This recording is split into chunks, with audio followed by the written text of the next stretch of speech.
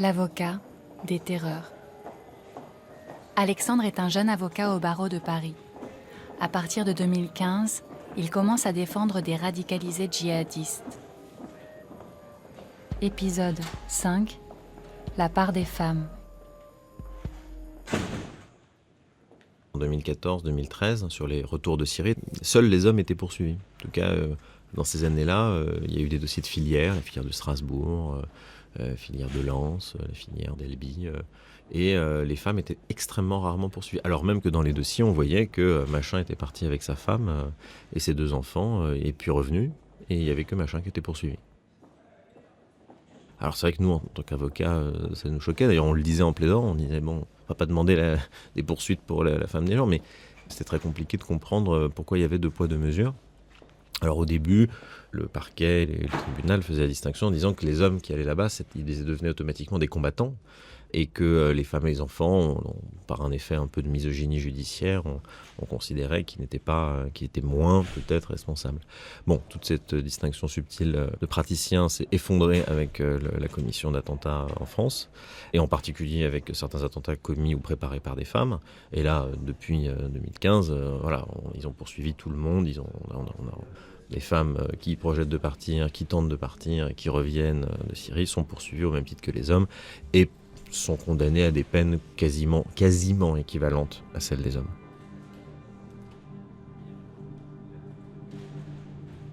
Justement, il y a une audience en première instance du cas d'une jeune femme condamnée pour financement du terrorisme.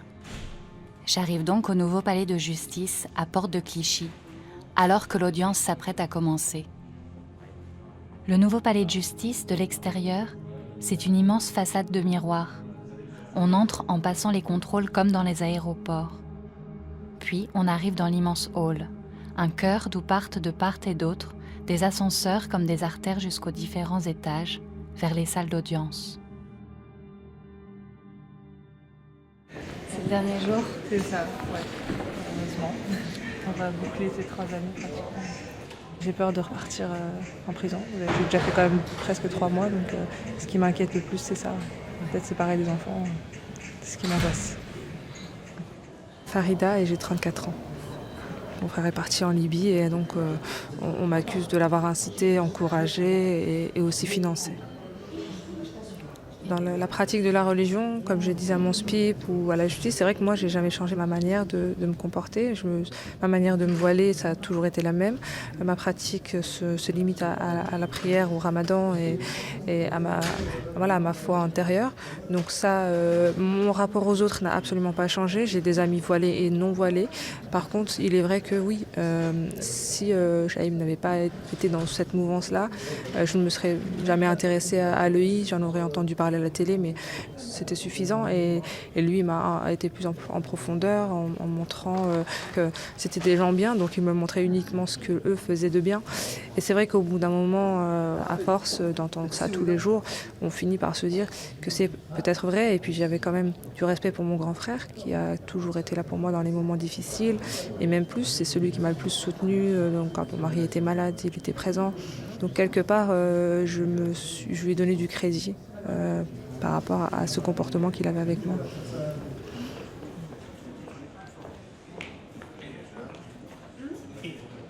Les policiers ont débarqué à la maison à 6h du matin au mois de septembre 2016. Ça a été dur, ça a été choquant. Pour les enfants surtout. Donc après, bon, ça a été bien fait puisqu'ils les ont d'abord fait sortir. J'ai été menottée, il y a mon grand qui m'a vue comme ça a été... J'ai essayé de garder le sourire devant lui.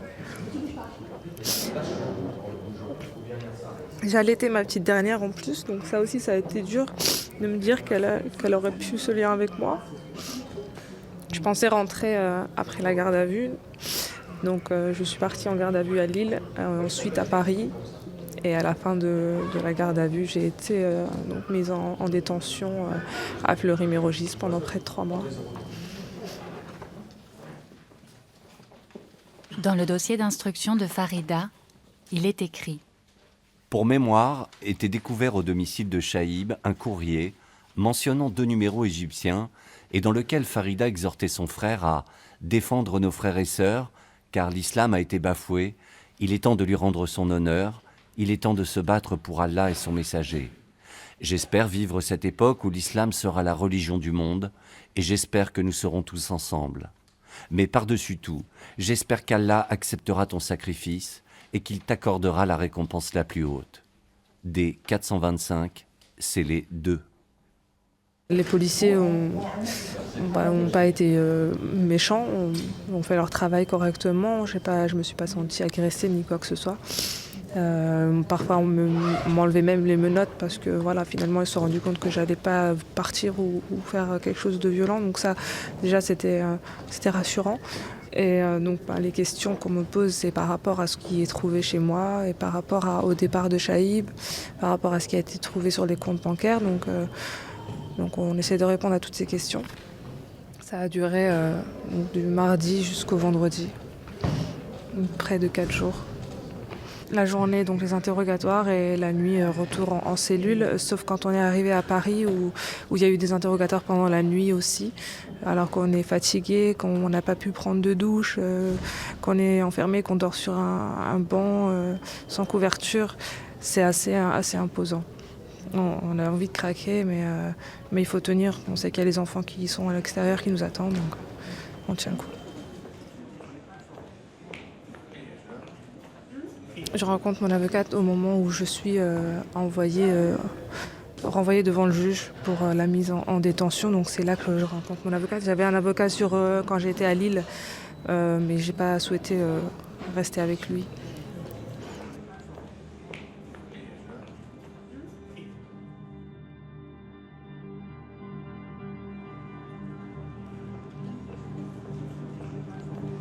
Alexandre, notre avocat, avait lui été appelé par des parents affolés alors que leur fille de 18 ans était elle aussi interpellée. Juste après les annonces de Charlie Hebdo, j'ai eu le cas d'une jeune femme qui avait aidé son cousin à partir en Syrie. Juste avant la présentation au juge d'instruction, il fait sa contre-enquête avec les quelques éléments à sa disposition.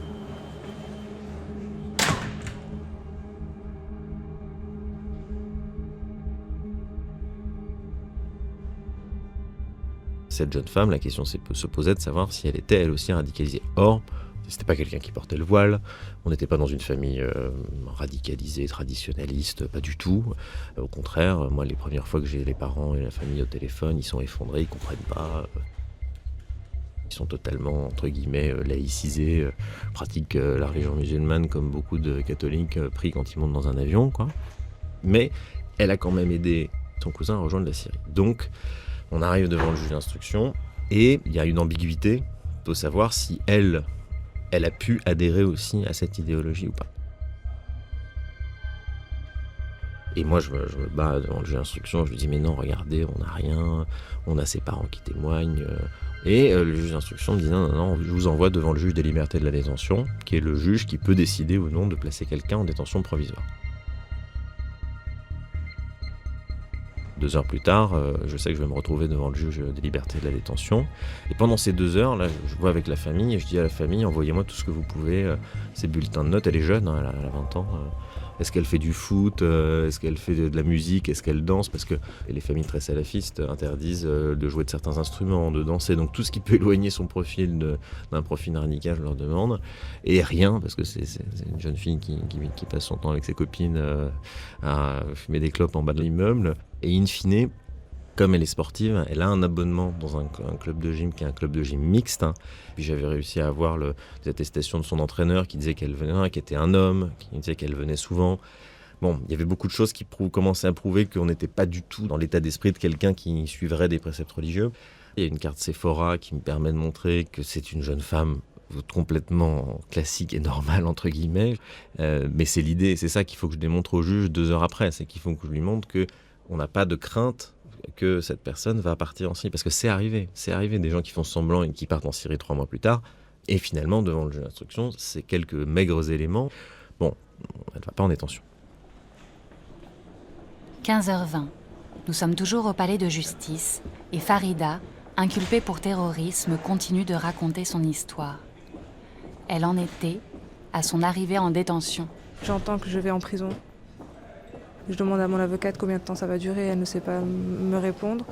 Et je vis un peu les choses comme si j'étais à l'extérieur de moi-même. Et j'observe, je regarde, je réagis pas vraiment. Je me retrouve à Fleury-Mérogis le lendemain, le samedi. Quand j'arrive en prison, c'est bizarre à dire, mais un soulagement par rapport à la garde à vue. Le fait de ne pas avoir les menottes constamment, de ne pas être interrogé tout le temps, c'est quand même un soulagement de se dire qu'on arrive dans un endroit où on va pouvoir se poser, se doucher, manger, dormir sur un vrai lit. Donc l'arrivée se passe bien, les surveillantes sont polies. Ce qui m'étonne, c'est qu'on m'appelle madame. Je ne pensais pas qu'on serait aussi poli avec moi, qu'on me vouvoierait. Je pensais que voilà, la prison, c'était un peu plus rustre que ça. Pendant les 15 premiers jours, je suis dans un endroit qu'on appelle le quartier arrivant, où donc on m'apprend un petit peu comment le fonctionnement de la prison. Et je m'habitue un peu à être là. Et quand je passe en prison normale, et c'est là où je vois qu'il y a beaucoup de personnes qui sont là pour terrorisme. Je ne pensais pas qu'il y en avait déjà, je pensais peut-être naïvement que j'étais une des seules. Et je vois qu'en fait elles sont assez nombreuses. Peut-être pas si nombreuses finalement par rapport au total, mais assez présentes. C'est des personnes qui ont des caractères forts parfois, et donc je les entends raconter qu'elles sont parties en Syrie, en Irak. Et de là, très vite, elles me repèrent, ce que le directeur m'avait dit, que ça arriverait. Et quand je leur annonce que je suis là aussi pour ça, pour avoir envoyé de l'argent à mon frère, voilà, elles se montrent dans leur sens rassurantes en disant bon, t'es avec nous maintenant. Et c'est de là que je demande au chef de la détention d'être séparé de ces personnes-là en fait. C'est pas mon idéologie, c'est pas mon monde, et je veux absolument pas être confrontée à ces personnes. Je veux pas avoir des débats avec eux, à leur expliquer la religion, parce que ces personnes-là sont sûres d'avoir la science infuse, et que nous on se trompe. Ceux qui font l'islam, le réel islam, ils pensent qu'on se trompe. Et ce n'est même pas la peine de rentrer dans des débats. Et c'est ce que je disais aussi également par rapport à mon frère. J'ai pas essayé de l'en dissuader, parce que ces personnes-là, on peut pas les convaincre. Je me suis dit, bon, si on m'accuse de terrorisme, c'est que peut-être je le suis. Il faut absolument que je leur prouve que je ne le suis pas, et si je l'ai été, si j'ai ça, c'est que je le mérite. Mais en réfléchissant et en ayant parlé avec un aumônier, donc au bout de quelques minutes, il me dit, mais vous n'avez absolument pas le profil. Donc c'est rassurant. À ce moment-là, je me dis, autant continuer sur ce chemin.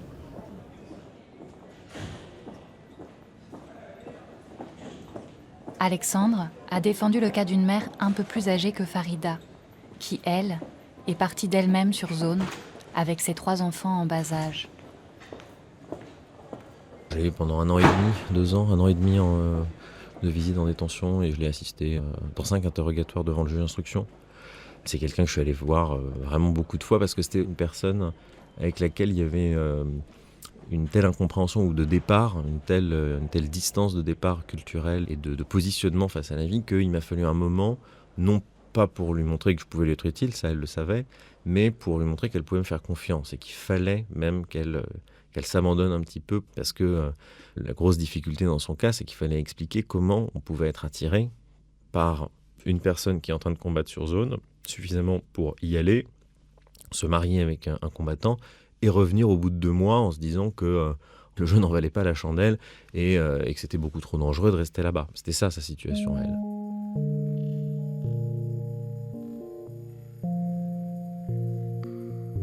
C'était une femme qui avait un caractère extrêmement bien trempé.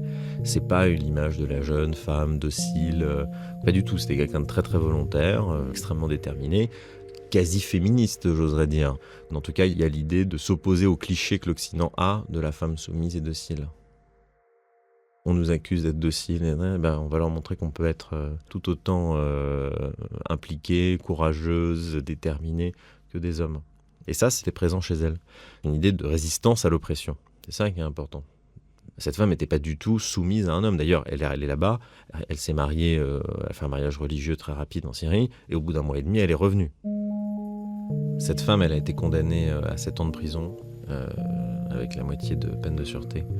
En plus d'avoir été incarcérée, elle avait vu ses enfants placés, son fils en bas âge qu'il avait accompagné en Syrie, et un autre de ses fils qui était avec son père, mais qui a été placé également. Et à la question de la détention s'ajoute dans ces cas-là la question de la gestion du placement des enfants. Parce que moi, j'étais son avocat dans la procédure de terrorisme, mais je ne m'occupe pas du placement des enfants. Et elle, depuis qu'elle est incarcérée, c'est-à-dire ça fait 2-3 ans, elle a dû voir 5 fois son fils de 5 ans et 7 fois son fils de 2 ans et demi. Donc ces enfants sont placés dans des familles d'accueil qui forcément pour eux sont leurs vrais parents, en tout cas leur encadrement familial. Et à la peine de prison, qui est déjà une peine lourde, s'ajoute une peine supplémentaire qui est la rupture des relations familiales. Il y a des enfants plus grands qui viennent la voir en détention et qui ont des permis de visite. Et les 2 plus petits qui sont placés, ils viennent quand les services de l'ASE font la demande, obtiennent les permis de visite, prennent le bus, amènent les enfants. Donc ça demande une organisation extrêmement lourde. Et surtout, on sent bien de façon indirecte que ni les services de l'ASE ni la juge des enfants estiment qu'il soit vraiment très très nécessaire de maintenir en réalité les relations avec sa mère condamnée pour terrorisme.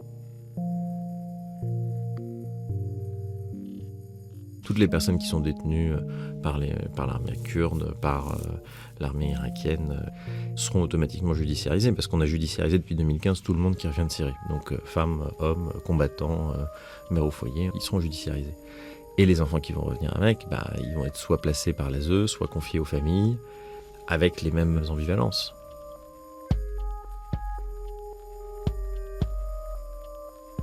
Est-ce qu'on rendra un enfant de 2-3 ans ayant vécu en Syrie, puis dans un camp de détention irakien, à une famille dont on sait qu'elle est pratiquante rigoriste et musulmane?